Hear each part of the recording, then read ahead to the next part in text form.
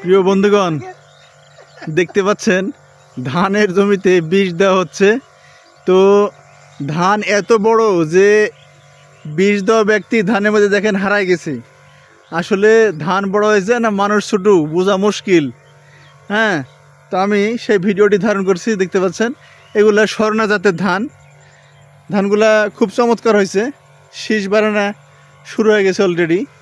তো দু একটা করে পোকাই খাচ্ছে, মাজরা পোকা, মানে ধানের শীষ চুষে খেয়ে ফেলছে। এই জন্যে বিষ দেওয়া শুরু করেছি। এই যে দেখতে পাচ্ছেন বিষ দেওয়া চলছে ধানের জমিতে। তো ধান এত বড় যে মানে বিষ দেওয়ার যে ব্যক্তি দেখাই মুশকিল, মানে ধানের ভিড়ের মধ্যে হারাই যাচ্ছে। এই যে দেখেন কত বড় ধান।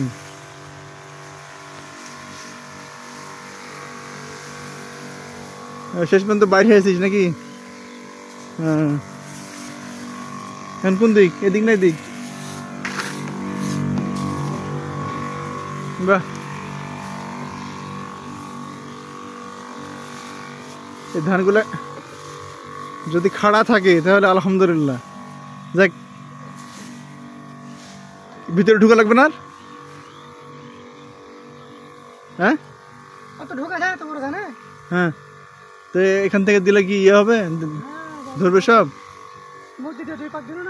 হ্যাঁ,